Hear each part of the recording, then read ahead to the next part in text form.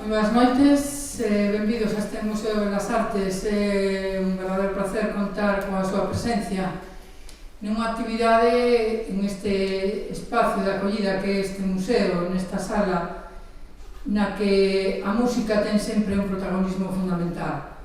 É para nós un gran honor poder iniciar as actividades deste ano nada máis e nada menos coa presentación de unha actividade vinculada á música e, sobre todo, algo que é novedoso, que é a presentación dun disco. Acompáñame na mesa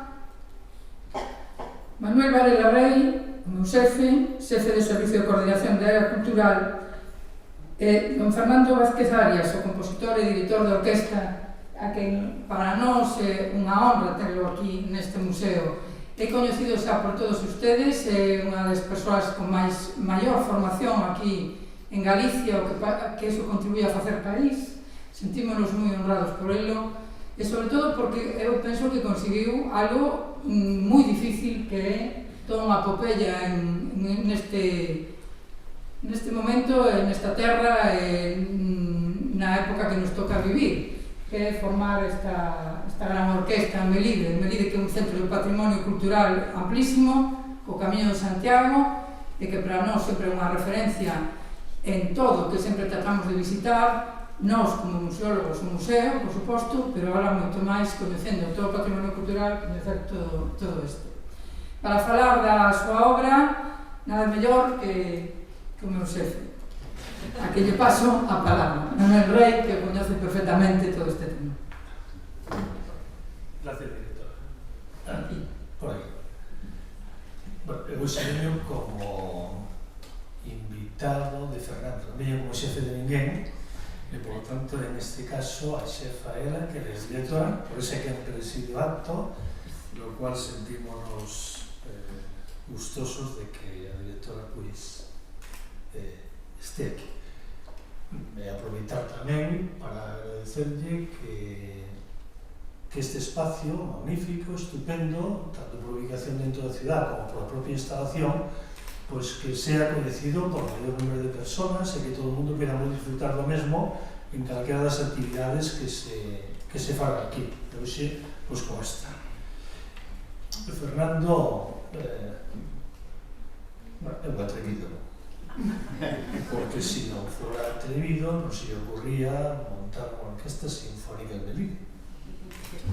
E como é un atrevido, pois tamén di que quere que eu lle presente, que faga unha pequena sinopsis da súa biografía.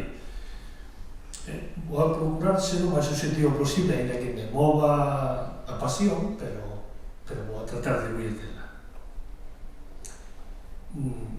Porque eu non coñezo a Fernando de agora, vou empezar por aí.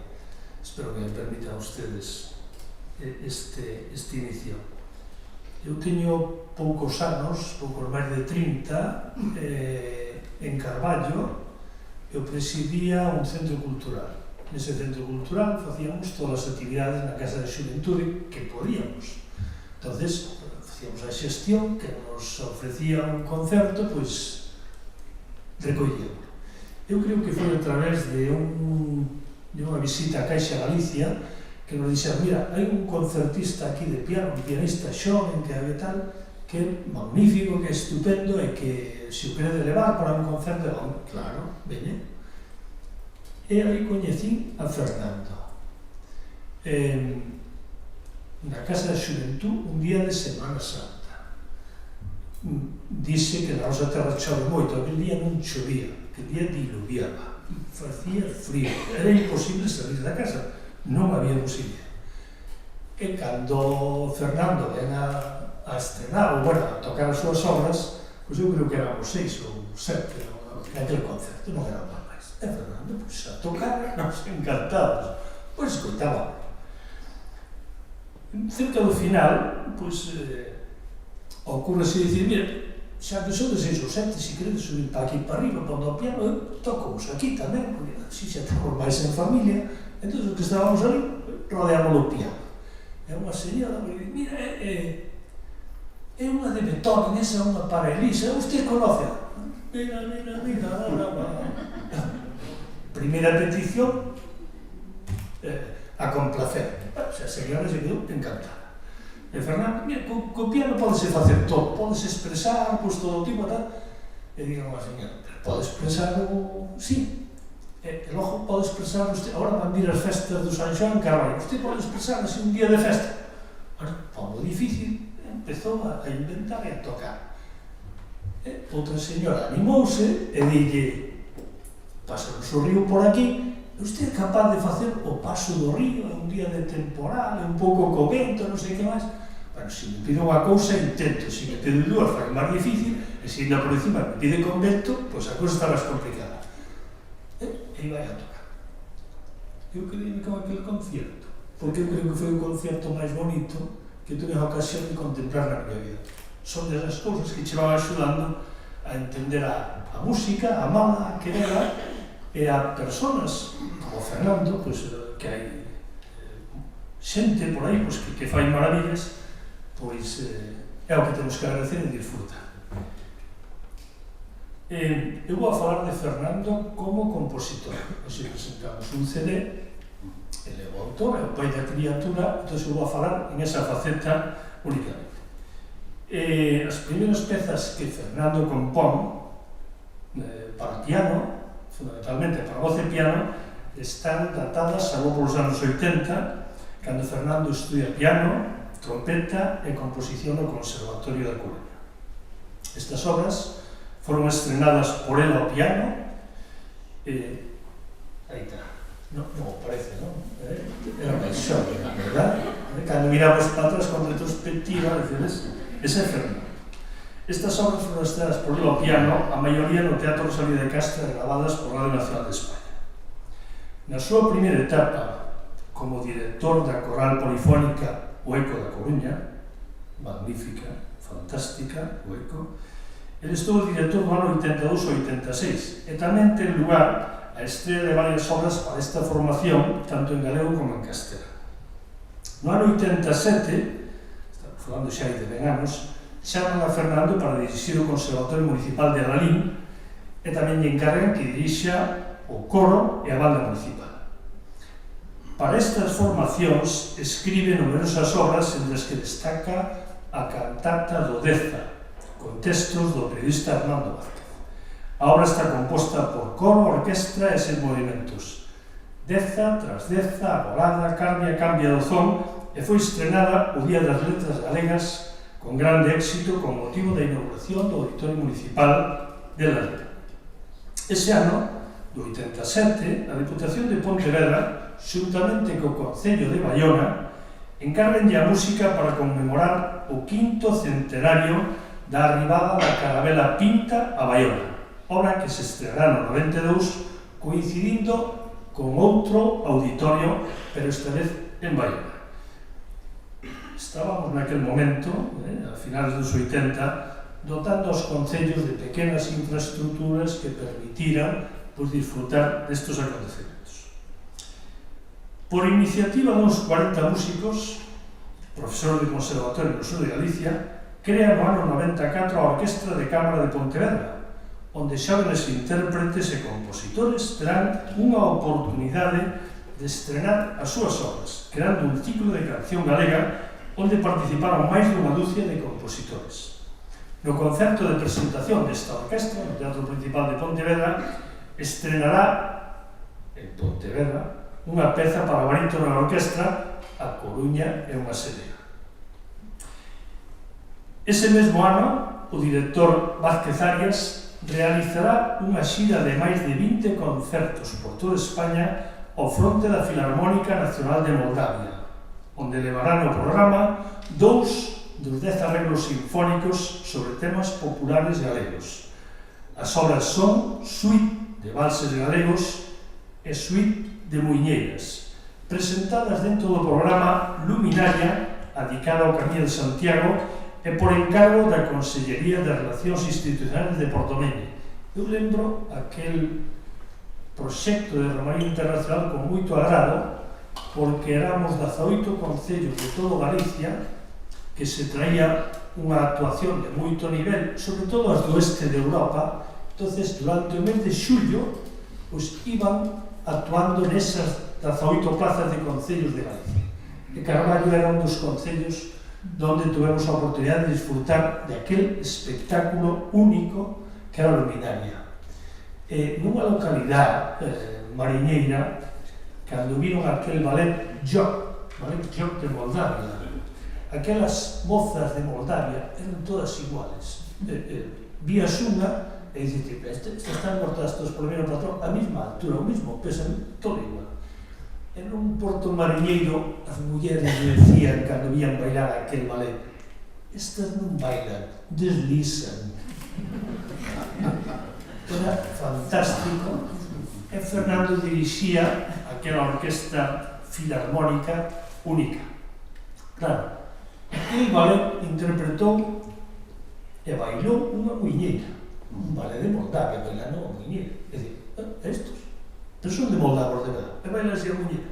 E a orquesta interpretaba o vals de Camariñas. E os vals que Fernando adaptou, fantástico. Que pena non poder seguir ese proxecto. No ano 93, por encargo da Casa de Discos Couceiro, realiza os arreglos musicais dun disco sobre lírica galega para barítono, cuarteto de cordas, flauta, oboe e piano. No ano 96, remata a composición da cantata Melidad, para soprano, tenor, barítono, con a orquesta sinfónica sobre textos do catedrático Ramón Fraga García en 10 movimientos: Introito, Furelos, Artesáns, Vibrada, Nosa Señora do Carme, o Vocelo, Voces nos Castros, o Cristo da Capela, Pambre e Melide. Todos aspectos e ámbitos ou xeográficos ou de localidade ou xunguidos a mente. Esta obra está inspirada no Camiño Francés, que eu creo que é un dos feitos culturais de maior relieve do mundo. O Camiño Francés eu entendo que é algo único. Se falamos pois, de Xerusalén, falamos de Roma, falamos de Santiago, como destino universal. Esta obra, a cantata Melidad, estréase o 17 de xullo do 99 na Capela Real do Estado Reis Católicos con motivo do Ano Santo. No ano 2004, a Orquestra Sinfónica de Melide desplázase a Madrid para dar un concerto no Auditorio Nacional de España, onde estreará dúas oberturas de Fernando, Terra de Melide e o Aviador. No 2005, teñen lugar dous importantes estrenos para o compositor. Por un lado, a Sinfonía Romántica, estrenada no mes de abril no Teatro Rosalía de Castro, e no mes de maio, o concerto para piano e orquestra no Auditorio de Galicia en Santiago de Compostela. E Modesto, que nunca falla, pois vai en punto, que así vai acompasando. Coa Xove Orquestra de Galicia estrea 10 arreglos sinfónicos en cargo da Consellería de Relacións Institucionais, realizando unha xira por as 7 principais cidades galegas por un ou outro tamén, onde colleitou grandes éxitos. No ano 2006, a dirección do Festival de Bandas de Música da Deputación de Pontevedra encarga unha obra para que sexa de interpretación obligada. Así nacerá a Rapsodia en azul e branco, inspirada en Galicia a modo de poema sinfónico. O compositor realizará dúas versións, unha para a banda e outra para a orquestra sinfónica. Nestes anos, compón ademais diversas obras sinfónicas pendentes de ser estreadas, como as oberturas Illas Atlánticas e as Médulas, e o concerto celta para guitarra e orquestra, entre outras obras menores. E pasamos ao disco que hoxe se ven a presentar.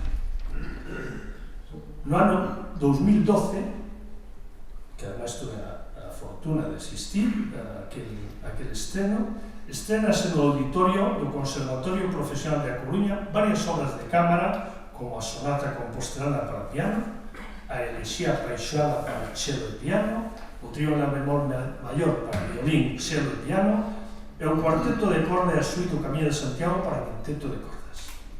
Estas obras, excepto a Sonata Compostelana, que formará parte do vindeiro traballo, son as que se presentan hoxe aquí neste novo CD. E continuo no tempo, que logo volverei sobre o disco que hoxe se presenta. En outubro do ano 13, faise cargo da dirección musical da coral polifónica Follas Novas. un dos coros máis emblemáticos da cidade da Coruña. Para esa coral escribe unha obra homenaxe á súa dilatada historia e realiza varias suites que estrenou no Teatro Colón en maio do 2013. En marzo do 2013, e tamén no Teatro Colón, presenta, estrena e grava máis obras de cámara: Lembranzas románticas para violín, cello e piano, Sonata para violín e piano, Lembranzas andaluzas para violoneta e piano, Ovación para saxofón e piano, Quinteto de metales Hércules Brás, Concerto para marimba e grupo instrumental, no que interveñen destacados solistas galegos. En maio do 2013, no auditorio do Conservatorio Profesional de Música de Coruña, estrea o seu caderno para Sofía. Sofía, desculparame, non pude asistir ao concerto, pero gracias.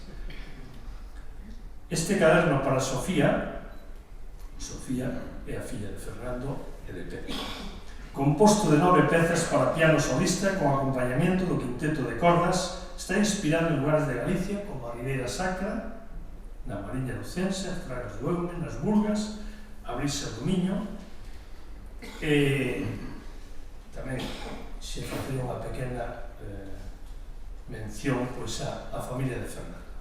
E hoxe tócanos falar desta obra. E como eu xa levo falado moito, e a xente está mirando para aí, pois eu quero que Fernando nos explique a modo de síntesis que é a obra.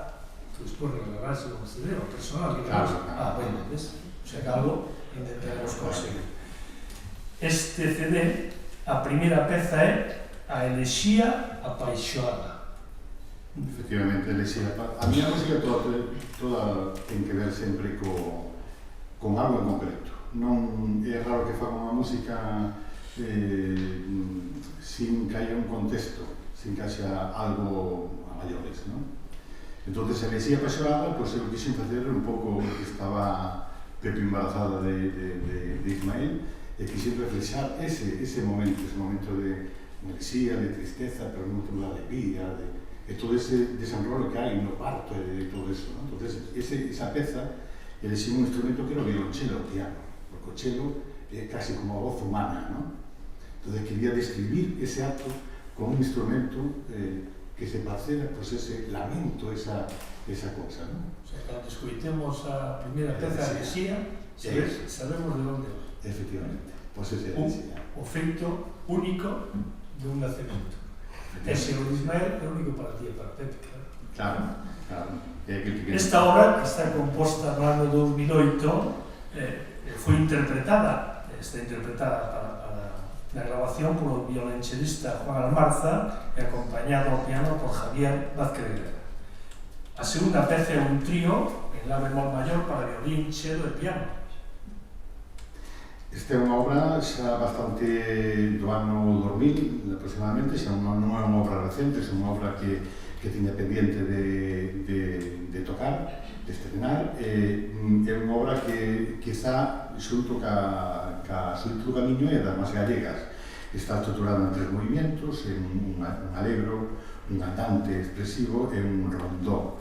Entón, o primeiro e os terceros momentos son puramente gallegos, e o segundo é un momento máis ben que tende hacia un ambiente romántico, bueno, pues, ao modo dun trío para violín, violonchelo e piano, pues quixen homenajear ese estilo que estuvo tan en boca en toda a época clásica e romántica, ¿no? Esa obra que, como decía, databa do ano 2000, foi interpretada para esta grabación, grabada polo violinista alemán Ludwig Duitzen, o chelista madrileño Juan Almarza, o pianista galego Javier Vázquez de Greda. A terceira peza é un cuarteto de corda en do menor. Efectivamente, o cuarteto é, digamos, a forma principal que ten o compositor para expresarse, ¿no? En todas as épocas, e sobre todo na época clásica, na época romántica. Beethoven, Haydn e Mozart escribiron moitísimos cuartetos para estos instrumentos. De feito, xa se dice cuarteto de cuerda, non se especifica ni siquiera os instrumentos, sabes que son 2 violís, unha viola e un violonchelo. Entonces, esta é a miña aportación e o meu homenaje a esa forma tan importante de todos os tempos, porque ademais tamén ten moito que ver ca sinfonía. Entón, aí quixen estruturar unha obra en 4 movimentos, un adagio, un grave alegro, un andante expresivo, un minueto e un rondó sonata. Foron os seus intérpretes, os violinistas alemán Ludwig Duritzen, Bertrand Brinkmeyer, a violinista romana de Spina Ionesco e o chelista madrileño Juan Marza. E por último, a última peza que aparece é Suite no Camiño, o Camiño, Fernando de Melide. O Camiño pasa, que dá a impresión de que iso é unha peza única. Existiría Melide se non houbera Camiño? Existiría Camiño se non houbera Melide? Pois dá a impresión que non. Eso van xuntos, camiñan xuntos, e Fernando ponos en valor. Que compón a suite do Camiño. Indudablemente, estou marcado totalmente por Camiño, por os peregrinos, por toda a xente que acude a Melide, de todas partes do mundo, pero sobre todo, tendo en conta que me acordo unha vez que estaba en París, e me dixo, entrei nunha tienda de instrumentos antigos, e me dice o señor que estaba ali, depende, dice, mañá salgo para Santiago de Compostela. Vou botar un mes recorrendo o Camiño. Aquilo impresionoume, porque ele probaba os instrumentos fora, salía a calle, collía unha trompa daqueles que probaban na calle e tal, era un tipo especial. Entón, eu tinha que fazer alguna obra que refleje isto. Entón, planifiquei unha obra en 4 movimentos. Por un lado, unha alborada que é o amanecer, que é o despertar, que é todo eso. Por outro lado, tendo en conta que aquilo me facía un recorrido desde París hasta Santiago, ibas a encontrar unha cantidad de iglesias románicas que iban a ser, bueno, imprescindibles para o desarrollo do camiño, non? Entón, estruturei este segundo movimento, chamei o andar do peregrino, non? E casi esboza un canto gregoriano, pero claro, nada que ver con o gregoriano, sino que totalmente un canto medievo, pero que está desarrollado de unha maneira especial, non? E logo, por último, bueno, o minueto, é o terceiro movimento, que é o minueto do camiñante, porque se vamos e facemos o camiño, vemos que a alegría que hai, a conexión que hai de todos, entonces ese minueto, porque eles danzan, eles saludan a todo o mundo, o camiño, o tal, entonces ese minueto quixeron reflejar así. E por último, outro movimento, que é a danza, que é a alegría, que é as reunións que fan no camiño, que se xuntan, que tal, entonces todo iso está descrito nesta obra, que é realmente para orquesta de cuerdas, pero, bueno, non somos ajenos tampouco á dificultad económica que temos e todo, entonces fíxeno para quinteto, o sea, estronou nun quinteto, que realmente é parecido, pero non é o mismo, porque unha cosa é ter unha dimensión dunha orquesta de 30 músicos, outra cosa é ter un quinteto, non é o mismo. Pero preferín facelo con vos músicos para lograr pues, esa expresión que quería significar en esta obra, ¿no? Que creo que para mí é moi importante para o desenrolo tamén do noso país. Un quinteto de luxo, que éramos intérpretes que antes nombrei, Ludwig Duritzen, Bertrand Brinkmeyer, a violinista romana de Spina Ionesco, chelista Juan Marza, e incorporouse o contrabaixista galego Antonio Romero Cienfuegos. Este o CD. Na actualidade, Fernando está inmerso na composición da súa primeira ópera, Atrévese con todo. Con o libreto de Xan Pérez López, que hoxe nos acompaña, A Raíña Lupa é un proxecto que lle ronda na cabeza desde fai moito tempo. O sea que non tardaremos en estrenalo, se ya que sea no Museo de las Artes, tamén non pasa nada. Temos que ampliar a foro, en todo caso, pois a ver que facemos. Non quero entretenelos moito ni ocupados, pero sí gustaríame facer unha reflexión, unha afirmación e unha petición. E o que vou a decir non é novedoso, nin é nada extraordinario, seguramente que algo que coñecedes mellor que a min, que sabedes mellor que a min, pero creo que é convinte de vez en cando recordar. Eu digo que a música é moi importante nas nosas vidas, pero que debería serlo moito máis importante para máis xente. Non debía ser un ámbito selecto, debía ser universal. Por iso é fundamental que na escola no ámbito educativo, se lle dea maior importancia. Fai ben poucos anos non había asignatura de música, agora sí, pero creo que había que dar máis pasos. Porque a veces podes encontrarte con que o alumno vai para probar, vai para intentar aprender algo, pero non vai contento.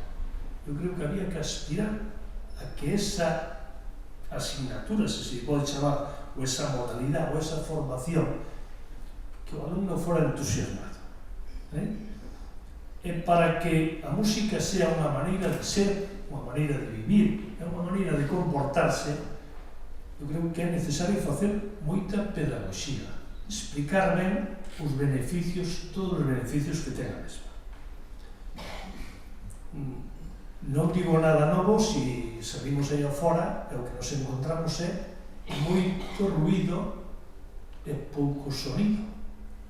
Eu creo que debía ser a aspiración da vida de ter e disfrutar máis dos sonidos e aparcar máis os ruídos. A música ten escalas, valores, escala de valores. Seguramente que a sociedade sería moito máis xusta se tamén tuveramos escalas e se tuveramos máis valores. A música ten ritmo. Na sociedade, se a sociedade camiñara con máis ritmo, seguro que sería moito máis dinámica, moito máis emprendedora. Se a sociedade fora ao nivel da música, seguramente que melloraríamos. A música implica medida, mesura, disciplina. Non se entende, pois, que veñamos aquí ahora a escoitar e que se vai a da medida, exige unha disciplina fantástica. Pois seguramente que tampouco nos viría nada mal se na nosa vida diaria houbera algo máis de disciplina. A música implica armonía. Esa palabra sí que xa non atrevo a decir. O contexto. A sociedade sería moito máis equilibrada e, sobre todo, sería moito máis reflexiva se tivera a armonía que lle aporta a música. Pero visto desde esta óptica, alguén pode entender, sí, pero eso coártate moito na tua iniciativa, sí, pero para esa música ten disonancias incluso, e permite a disonancias, e permite a capacidade de creación, e permite os contrapuntos, e permite toda unha serie de movimentos que o único que fan é enriquecer. Alguén que coloca unha disonancia non hai nadie que a vai a criticar no sentido por onde a colocar, hai que colocar ben, pero nada máis. É dicir, a música ten todo o abanico posible, que enriquece a obra e marca a variedade. Estamos asistindo a veces, e creo que é un feito tamén de reflexionar, a utilización da comunicación, non? Nós somos de Galicia, utilizamos galego, castelán, o que queiramos. Pero ao final o que pretendemos é entendernos e comunicarnos. Os cataláns, pois, falan catalán ou castellano, que falan, que queiran. Pero o xeito final é a comunicación. E hai que ver como a veces a linguaxe utilízase xusto para o contrario, para excluir e para dicir, non, que se non falas así, te controlado, non? E o que se fai é a linguaxe para crear fronteiras. E digo, que pouco saben de música, alguna xente que pouquinho saben. Porque a linguaxe máis universal é a música. E a música, unha partitura colocada en Japón, en Estados Unidos, en Alemania, en Rusia e aquí, somos capaces de lela, de apreciar, de querela, de comunicar. Comunica sensacións e sentimientos. Teríamos que aprender no diario moito do que é o sentido da música. Que riqueza e que integración. E a mí, en ese sentido, gustaríame, presento seu para mí, que non vai máis aló, gustaríame ter capacidade para poder apoiar moito máis a música en xeral e aqueles que a fan posible, os compositores, os intérpretes, os creadores, os escoitadores, darlle a oportunidade. E agora remato falando de Fernando. Fernando Vázquez Arias forma parte dunha familia de músicos. Seu pai, Xosé, foi a primeira xeración. As irmás Rosa e Luz son, e el mesmo, son a segunda xeración. A terceira xa está aí. Debe estar por aí Sofía, a filla, Ismael, que xa anda facendo pinitos, e tocando, e os sobrinhos, Anás e Nadia. Bueno, pues ese é o ambiente onde se desenvolve Fernando e onde irradia e transmite todos os días. Fernando alumno, Fernando intérprete, Fernando concertista, Fernando docente, profesor, director de conservatorio, Fernando compositor. E Fernando ten iniciativa, Fernando ten voluntad, ten disciplina, ten pasión, ten carácter. A veces ten carácter eu puido comprobar. Ten carácter. É necesario ter carácter. Pero creo que sobre todo Fernando que ten é talento. Como lles dixen, a mí móveme algo a pasión, pero creo que neste caso son totalmente obxectivo. Fernando, o meu respeto, o meu cariño e a miña felicitación e sobre todo o meu agradecemento ao amigo por invitarme e permitirme estar nesta presentación ao lado da miña directora. Tamén agradecer a miña directora que me permite estar aquí en este espacio. E a ustedes que me hubieran aguantado tanto naco aquí para decir seguramente cousas obvias, pero que a veces eu creo que é conveniente recordar. Moitas gracias.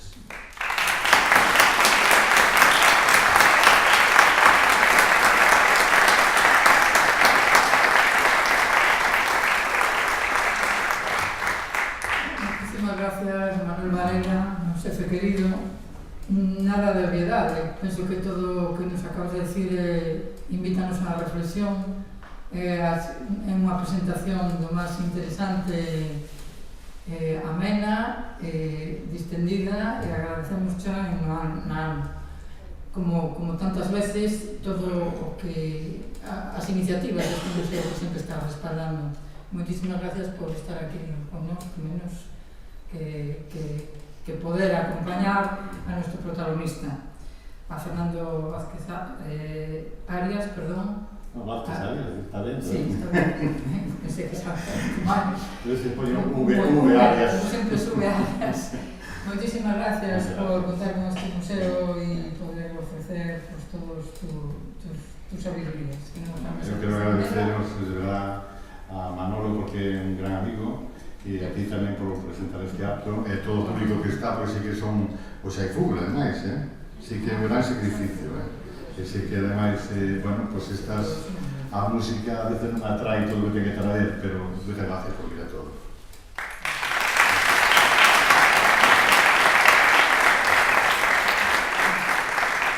Bueno, e agora nos toca escuchar. Entonces, se van a estrenar dúas novas obras. Sonata Latina para flauta e piano e Cardioversión para trompeta e piano.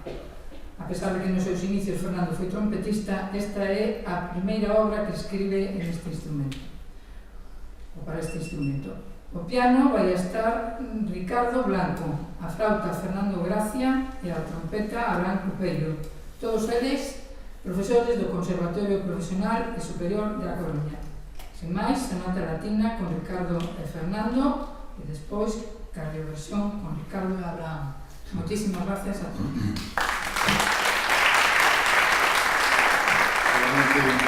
Solamente unha cousa, solamente que a sonata, si podemos coitar os tres movimentos sin interrupción de aplauso, porque son non hai programas, por iso non tedes por que sabelo, é un alegro, un andante e un alegro. Entón, escutaremos os tres movimentos para non interrumpir os músicos. E tamén agradecerles aos músicos que son fabulosos e darles un fuerte abrazo a todos por haber colaborado e ensayado tanto estas obras tan complejas. Moitas gracias a todos.